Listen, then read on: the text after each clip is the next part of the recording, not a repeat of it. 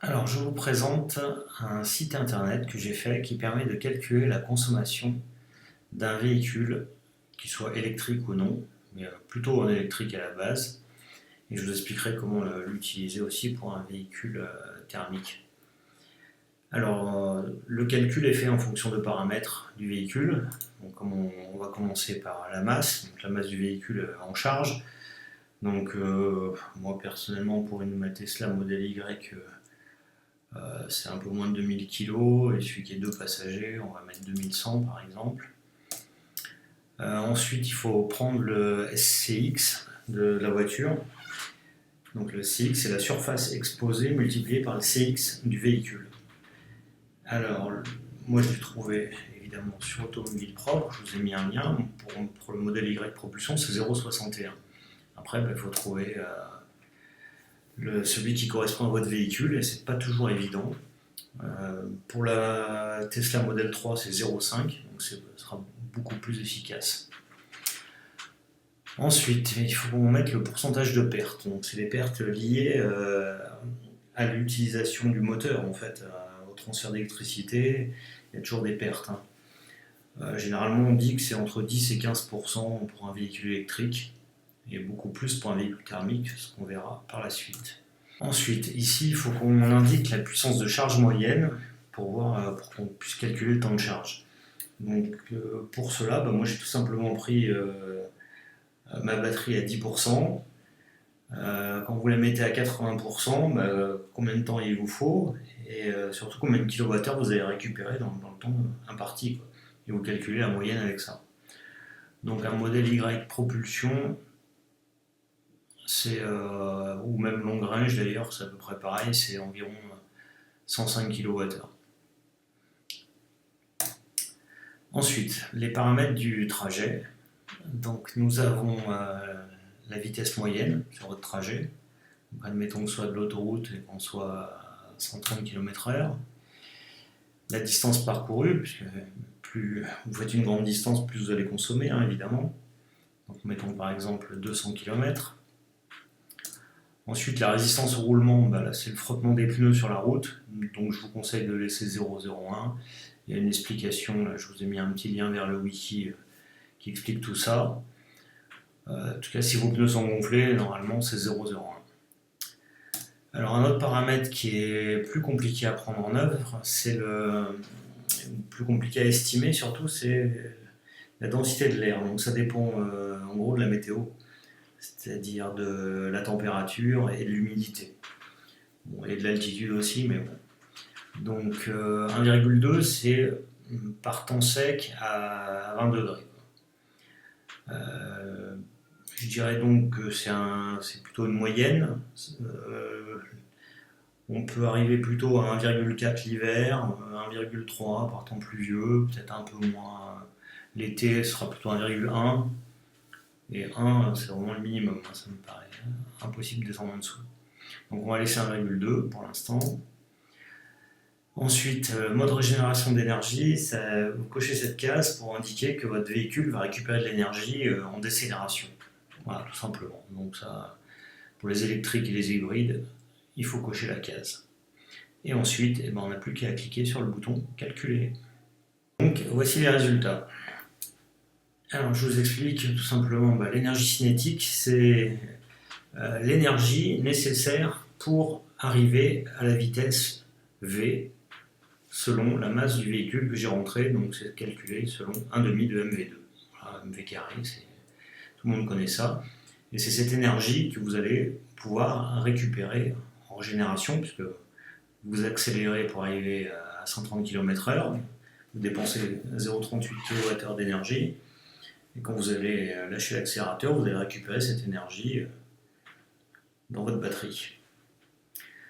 Ensuite, la résistance au roulement, c'est ce qu'on a vu, c'est le frottement des pneus. Donc là, la formule, elle est simple, elle dépend de la résistance au roulement multipliée par la masse du véhicule, par la constante de la gravité et la distance. Donc sur un trajet de 200 km, avec la masse de mon véhicule, on consomme 11,45 kWh.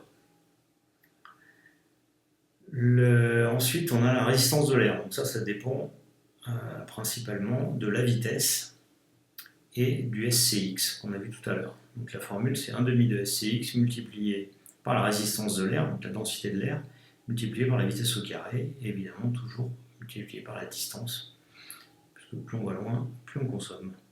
Et donc là, j'ai un résultat de 26,51. Les pertes, j'ai mis 10%, donc c'est 10% du total, c'est pas très compliqué. Et donc, ce qui me donne une consommation totale de 42,21. J'ai un temps de trajet de 92 minutes environ, et un temps de charge de 24 minutes en fonction de la puissance moyenne de charge, soit un temps total de 116 minutes. Alors, je vous ai mis aussi l'équivalent énergie-essence en fait. Donc, il faut savoir que dans un litre d'essence, on a 8,9 kWh environ, et dans un litre de diesel, 10,74. Alors ça, c'est la consommation équivalente pour un véhicule électrique. C'est pas la consommation si vous aviez un véhicule thermique. Dans un véhicule thermique, il faudrait reprendre en fait le pourcentage de perte ici et mettre plutôt 70%, quoi. Donc on va refaire le calcul, 70%, puissance de charge moyenne. Alors là par contre un véhicule thermique c'est le gros avantage, c'est que vous faites le plein de votre réservoir en 5 minutes. Donc la puissance de charge, il faudrait la calculer, mais en gros c'est plusieurs milliers de kilowattheures. On va dire c'est à peu près 5000, me semble-t-il. Ça ne m'étonnerait pas parce qu'un litre, vous allez mettre 50 litres en combien? En 5 minutes. Donc ça fait peut-être plutôt 3000, mais bon. En tout cas, c'est énorme par rapport à une recharge électrique. Donc là maintenant, si je recalcule, oui, je dégauche la cage. Alors ça dépend si votre thermique est hybride ou pas, mais bon, dégauchons la cage si c'est un thermique pur. Et là, je calcule. Et là, vous voyez, là, j'étais à 42. Attention, là, je calcule, là, je suis à 127. Donc en fait, en gros, je consomme 3 fois plus d'énergie, quoi. Ce qui me donne en fait ici une consommation de 14, un peu plus de 14 litres pour 200 km. Donc vous voyez, ça fait du 7 litres au 100, quoi, à peu près. C'est sur un véhicule de 2100 kg, ça me paraît assez juste comme calcul.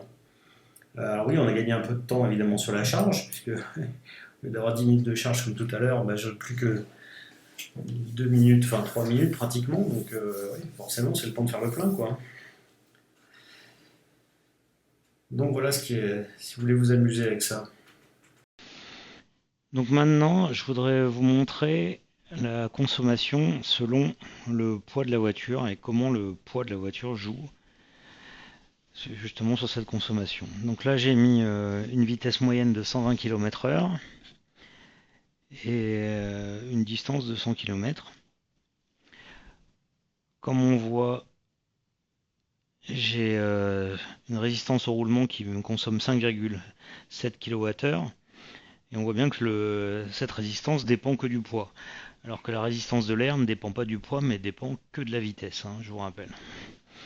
Donc si on regarde le graphe que ça donne selon le poids, voilà, on voit bien que plus le véhicule est lourd, plus la consommation augmente. Mais c'est pas tant que ça, quoi. C'est-à-dire pour un véhicule de 1500 kg, ou 1600, vous avez 17 et quelques kilowattheures.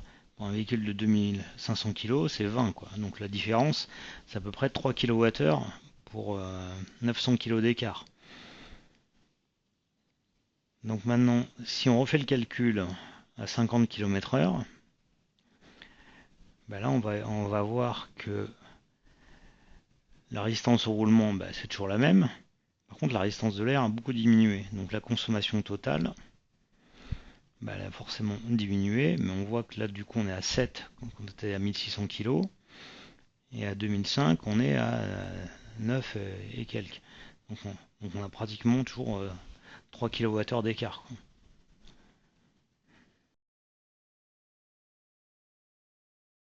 Le graphe selon la vitesse. Ça, c'est pour vous montrer en fait la différence entre la résistance de l'air et la résistance au roulement. Alors, vous voyez qu'en fait la résistance au roulement ne dépend pas du tout de la vitesse, ça dépend uniquement du poids. Donc c'est constant ici. Et là, évidemment, plus je roule vite, et plus ma résistance de l'air va consommer, et donc, forcément, la consommation totale va augmenter. Donc en fait, là, ce qui est intéressant là-dedans, c'est qu'en roulant à 110, donc je suis à 281, comme on a vu, si je vais rouler en moyenne à 130, et un peu, je suis à 350, quoi. Donc j'ai 70 kW en plus. En gros, il y en a beaucoup qui disent que ça fait 25% de plus, hein, mais oui, c'est bien ce que donne le calcul théorique, hein. Rouler à 130, ça consomme 25% de plus que rouler à 110. Donc c'est quand même quelque chose qu'il faut savoir. Point aussi qui est intéressant, c'est qu'ici, vous voyez, l'axe coupe ici à 90, quoi. C'est-à-dire qu'ici, à 90 km/h, je consomme autant à cause du frottement de la route que des frottements de l'air. Voilà, donc ce qui veut dire que quand on roule en dessous de 90, c'est surtout le poids du véhicule qui vous fait consommer, et au-dessus, eh ben, c'est plutôt les frottements de l'air. Voilà. Alors évidemment, ça c'est selon le poids que j'ai indiqué ici, et selon la vitesse. Bon, la vitesse elle est variable, mais c'est selon le poids que j'ai indiqué, et suivant surtout le SCX. Voilà, c'est surtout ça que je voulais vous dire. Suivant le SCX qu'il y a. Donc pour une modèle 3, bah, vous ferez l'essai. Forcément les frottements de l'air jouent moins. Donc la consommation, la courbe devrait être plutôt autour des 100 à peu près, pour un équivalent air roulement. Un dernier graphe, le temps selon la vitesse. Alors, ce que je voulais montrer dans ce graphe, c'est que plus vous allez rouler vite, forcément plus vous allez consommer, hein, ça c'est évident, hein. Donc là je suis allé jusqu'à 270 km/h, et un peu la consommation, alors qu'avec mes 110 j'étais à 280. Donc là si on regarde un petit peu, le double de 280, ça serait un peu moins de 600, c'est par là. Donc c'est rouler à 180, ça consomme 2 fois plus que de rouler à 110. Mais surtout, ce qui est intéressant, c'est le temps de charge, en fait, ou le temps du trajet, quoi. Parce qu'au bout d'un moment, votre temps de charge devient supérieur à ce que vous gagnez en temps de trajet, quoi, grâce à la vitesse. Donc si je reprends, en fait, ici, j'ai un temps total de 979 minutes, donc ce qui correspond bien à ce que j'ai fait, bon, entre les temps de charge et les temps de trajet. En roulant à 120, bah, j'aurais gagné presque rien, quoi. Enfin, si, un petit peu, là, j'aurais gagné 979, j'aurais gagné 50 minutes. Là, j'aurais gagné encore 30 minutes, en gros. Là, je gagne de moins en moins. Et au bout d'un moment, en fait, 833, 827, là, je gagne 5 minutes, quoi. Donc 827, 826. Voilà, je roule à 180 ou 170, c'est pareil, quoi. Et après, si je roule à 190, 200, là, ça sert à rien, quoi. Je vais perdre plus de temps à charger. Donc vous voyez déjà que la consommation s'envole, et que bah, en fait vous gagnez au-dessus de 150, vous gagnez pratiquement plus rien, quoi. Sur un trajet, vous vous rendez compte, de 900 minutes. Enfin, à un moment donné, de toute façon, il va falloir s'arrêter. Donc ça, après, c'est à vous de voir comment vous voulez rouler, mais d'aller très très vite, ça n'apporte pas grand-chose, et ça fait consommer beaucoup plus, quoi. Donc voilà, donc le site est accessible sur propulseur.fr. Dites-moi voilà ce que vous en pensez, est-ce que ça peut vous être utile, est-ce que vous avez des remarques, des idées d'amélioration. Je vous laisse aussi mon lien de parrainage Tesla, parce que c'est très important. Si vous achetez une Tesla, il faut absolument passer par un parrain. Il y a des avantages très importants pour les deux. Et je remercie d'ailleurs au passage ceux qui ont déjà utilisé mon lien de parrainage. Merci et à bientôt pour une prochaine vidéo.